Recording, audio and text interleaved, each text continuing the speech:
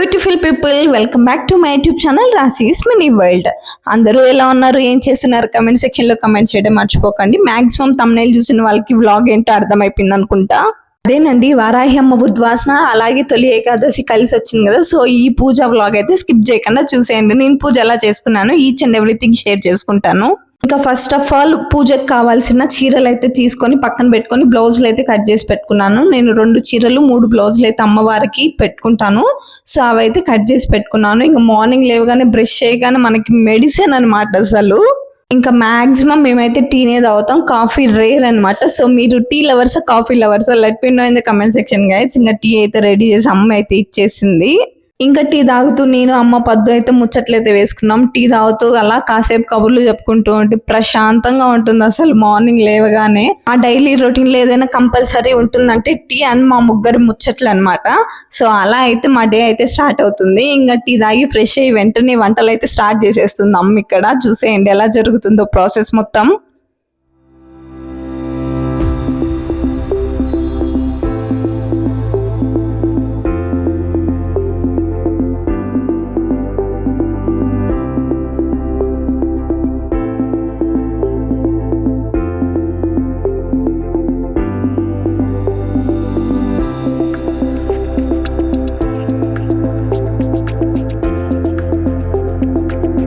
ప్రసాదాల ప్రిపరేషన్ అయితే స్టార్ట్ అయిపోయింది. సో ఇంకా స్నానం చేయగానే ఫస్ట్ బియ్యం కడిగి రైస్ కుక్కర్లో అయితే పెట్టేశాను. అమ్మ కూడా ఫ్రెష్ అయితే వచ్చేసింది. ఇంకా ప్రసాదాలు వచ్చేసి పులిహార, పెరుగన్నం, బెల్లం పొంగలి, వడలు, పానకం, వడపప్పు, నువ్వులుంటలు, సున్నుంటలు ఇవన్నీ అయితే అమ్మ ప్రిపేర్ చేసేస్తుంది. ఇంకా అమ్మ పని చేస్తూ ఉంటే ఇంకా మా పద్దు అయితే ఉడత సహాయం అయితే చేస్తుంది. ఏదో ఒక పని చేస్తుంది, అది ఖచ్చితంగా తప్పు చేస్తుంది, తిట్టించుకుంటుంది. సో అది నాకు పద్దుకి అయితే రొటీన్ అనమాట. ఇంకా నేనైతే ఎక్కువ దూరను, పద్దు అయితే దూరు తిట్టించుకుంటూ ఉంటుంది. అది మా పద్దుకు అలవాటు. నేనైతే తిట్టించుకునే విషయంలో చాలా జాగ్రత్తగా ఉంటాను. నేను రేర్ అనమాట తిట్టించుకోవడం అసలు. మా పద్దు అయితే దూరి తిట్టించుకుంటుంది. ఖచ్చితంగా మనకు రాని పనులు మనం దూరడం ఎందుకు చెప్పండి. సో కానీ మా పద్దు అలా కాదు, రాని పనిని కూడా నేర్చుకోవాలని పోతుంది. ఏదో ఒక పెంట చేస్తుంది, తిట్లయితే కంపల్సరీ అనమాట. పద్దు రాని పని నేర్చుకోవాలని చెప్పి వెళ్తుంది, మనం నేర్చుకున్న తర్వాత ఆ పనిలోకి వెళ్తాం. సో అదే మా ఇద్దరికి డిఫరెన్స్ అనమాట. సో ఇంకా ప్రసాదాలన్నీ అమ్మ చేయడం అయితే కంప్లీట్ అయిపోయింది. ఆ ప్రసాదాలు వారాహి అమ్మవారి దగ్గర అలాగే తొలి ఏకాదశి కదా, ఆ రోజు స్వామి వారి దగ్గర కూడా ప్రసాదాలు అయితే పెట్టుకునేస్తున్నాం. సో అవన్నీ చిన్న బౌల్స్ లో అయితే పెడుతున్నాను. ఇక్కడ నేను ప్రసాదాలన్నీ పెడుతూ ఉంటే అమ్మ అయితే దేవుడి రూమ్ మొత్తం క్లీన్ చేసి అలంకరిస్తుంది. మేము ముగ్గురం ఉంటాం కాబట్టి మాకు ఎంత పెద్ద ఫెస్టివల్ వచ్చినా కూడా మాకు అసలు అల్లు పని అనిపించదు. మాక్సిమం అమ్మే చేస్తుంది అసలు 80% పని మొత్తం. మిగిలిన 20% పని నేను పద్దు అయితే చేస్తాం అనమాట. అసలు అమ్మలకి ఎనర్జీ ఎక్కడి నుంచి వస్తుంది గైస్ నాకైతే అర్థమే కాదు. హ్యాట్స్ ఆఫ్ వాళ్ళకి. వాళ్ళ ఎనర్జీని మనం రీచ్ అవ్వాలంటే ఆ ఏజ్కి రావాలన్నా. సో ఆ ఏజ్కి వచ్చే లోపల మనకి ఎన్ని నొప్పులు వస్తాయో వాళ్ళ ఎనర్జీకి మాత్రం మనం అయితే రీచ్ అవ్వలేము. Impossible guys. కానీ అంత పెద్ద వంటలు కాకపోయినా దేవుడి రూమ్ దగ్గర క్లీన్ చేయడం, అలంకరి ఇవ్వడం ఇవన్నీ నేను కూడా మంచిగా చేశాను గైస్. కానీ మా అమ్మకి తను చేసింది చాలా సాటిస్ఫైగా ఫీల్ అవుతుంది. నేను ఎంత మంచిగా చేసినా ఏదో ఒక వంక మా అమ్మ ఎత్తుకుతుంది గైస్. సో మా అమ్మ నాన్న నీకు లేదు, సో మనం కూడా అలానే చేసాం అనుకోండి. ఒక తప్పు ఖచ్చితంగా చేస్తాను నేనైతే. ఏదైనా పని చేస్తే అందుకు నేనే మాక్సిమం దూరం ఉండడానికి ట్రై చేస్తాను. ఆ తప్పు ఎలా ఉంటుందో కూడా చెప్తా వినేయండి. ఇప్పుడు పూజ అంతా చేస్తాను కదా, దీపారాధన సొట్టుండడము, లేదా టెంకాయ కొట్టడం మర్చిపోవడము, లేదా ఒక ప్రసాదం పెట్టడం మర్చిపోవడము, ఏదో ఒకటి కంపల్సరీ చేస్తాను. ఇది నా తప్పు అంటారా, మా అమ్మ నా దగ్గర చేపికపోవడం మా అమ్మ తప్పు అంటారా? Let me know in the comment section guys. Comment నేను ఖచ్చితంగా తెలుసుకోవాలనుకుంటున్నాను దీని గురించి. ఇలా అయితే వారాహి అమ్మ దగ్గర, వెంకటేశ్వర స్వామి దగ్గర ప్రసాదాలు పెట్టుకొని అలంకరించుకునేసాం. ఇంకా తొలి ఏకాదశి సందర్భంగా స్వామి వారి దగ్గర 7 రకాల పూలు పెట్టుకొని అలంకరించుకుంటే చాలా మంచిదని చెప్పారు. సో 7 రకాల పూలు అలాగే 9 రకాల ప్రసాదాలు అయితే కుదిరాయి ఆ రోజు. ఇంకా మనం అమ్మవారికి ఉద్వాసన ఇచ్చేటప్పుడు కంపల్సరీ మనకు కావాల్సింది తాంబూలం అనమాట. సో తాంబూలంలో నేనైతే 2 చీరలు 3 బ్లౌజులు పసుపు కుంకం పెట్టి అమ్మవారికి తాంబూలం ఇస్తున్నాను. ఇంకా మన స్తోమతను బట్టి అయితే మనము ఈ తాంబూలం అనేది పెట్టుకోవచ్చు. 2 చీరలైనా పెట్టుకోవచ్చు, లేదా ఒక చీర 2 బ్లౌజులైనా పెట్టుకోవచ్చు, లేదు అంటే కనీసం బ్లౌజ్ పీస్ అయినా పెట్టి తాంబూలం అనేది మనం పెట్టుకోవచ్చు. ఇంకా నేనైతే అలా తాంబూలం పెట్టుకొని నా సంకల్పం అయితే చెప్పుకొని దీపారాధన అయితే స్టార్ట్ చేసేసాను. ఇంకా దీపారాధన చేసిన తర్వాత వెంకటేశ్వర స్వామి దగ్గర పిండి తలుగు దీపం కూడా పెట్టుకున్నాను ఆ రోజు.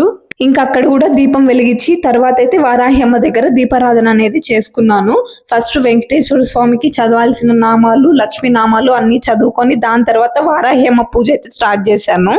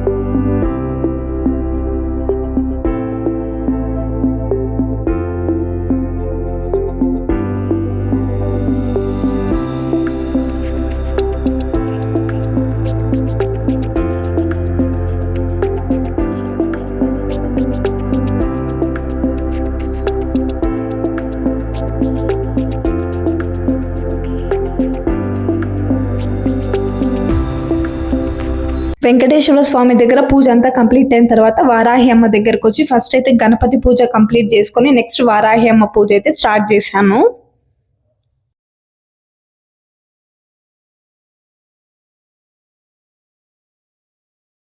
ఇంకా వారాహి అమ్మ పూజ గురించి చెప్పాలనుకుంటే వారాహి అమ్మ పూజ ఈ ఆషాఢ మాసంలో గుప్త నవరాత్రులలోనే మనం పూజ అనేది చేసుకుంటాం. ఇంకా మనం ఈ పూజని 1 రోజు, 3 రోజులు, 5 రోజులు, 7 రోజులు లేదా 9 రోజులు కూడా చేసుకోవచ్చు. ఇంకా లేడీస్ ప్రాబ్లమ్స్ ని బట్టి అయితే మనం పూజ అనేది స్టార్ట్ చేసుకోవచ్చు. అమ్మవారికి పంచమి అనేది చాలా ప్రత్యేకత, అందులో ఆషాఢ పంచమి అనేది ఇంకా చాలా ప్రత్యేకత అన్నమాట. ఎవరైనా ఒకవేళ పూజ చేసుకోవాలనుకొని చేయలేని వాళ్ళు పంచమి రోజైనా చేసుకోవచ్చు. ఆషాఢ పంచమి మిస్ అయిన వాళ్ళు నార్మల్ పంచమి రోజైనా పూజ అనేది చేసుకోవచ్చు.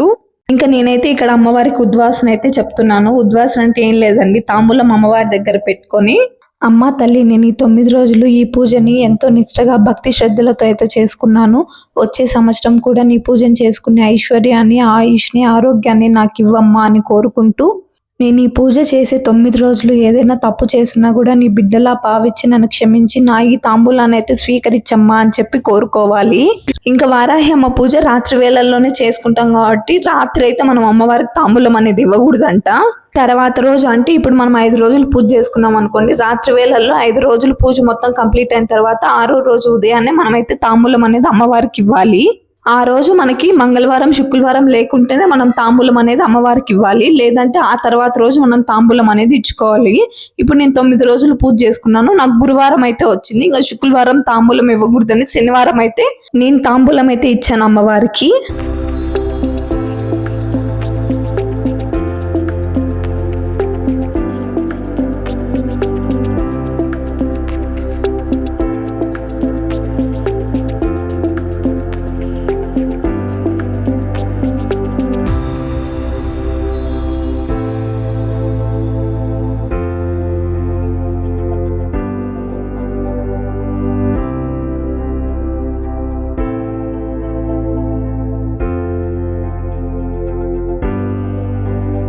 ఇంకా అమ్మవారికి తాంబూలం ఇచ్చి ఉద్వాసన అంతా చెప్పిన తర్వాత టెంకాయ అయితే కొట్టుకొని మంగళహారతి అయితే ఇచ్చుకోవాలి అమ్మవారికి. లాస్ట్ ఇయర్ పూజ కన్నా ఈ ఇయర్ పూజ అయితే నాకు చాలా అంటే చాలా స్పెషల్ అండ్ హ్యాపీనెస్ అయితే ఇచ్చింది. ఎందుకంటే 9 డేస్ కంప్లీట్ చేసుకున్నాను కాబట్టి. లాస్ట్ ఇయర్ అయితే 5 డేస్ చేసుకున్నాను, ఈ ఇయర్ అయితే 9 డేస్ అనేది 11 డేస్ వరకు ఎక్స్టెండ్ అయింది. సో అయితే చాలా అంటే చాలా హ్యాపీ అనమాట.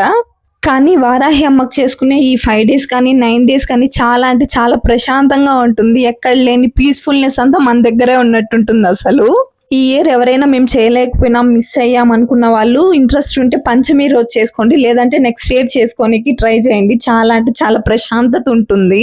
అమ్మవారిని ఏం కోరుకున్నావు అంటే చెప్పలేను, ఏం నీకు దక్కుతుందంటే తెలియదు. కానీ అయితే నేనైతే చాలా అంటే చాలా ప్రశాంతంగా అయితే పూజ అనేది చేసుకున్నాను. అమ్మవారు ఇలాగే శక్తిని, ఐశ్వర్యాన్ని, ఆరోగ్యాన్ని, ఆయుష్ని ఇస్తే ముందుకు కూడా 9 రోజులు అయితే కంపల్సరీ చేసుకోవాలని మనస్ఫూర్తిగా అమ్మవారిని అయితే కోరుకుంటున్నాను. ఇంకా మాతో పాటు మీకు కూడా అమ్మవారి బ్లెస్సింగ్స్ ఉండాలని అయితే మనస్ఫూర్తిగా కోరుకుంటున్నాను.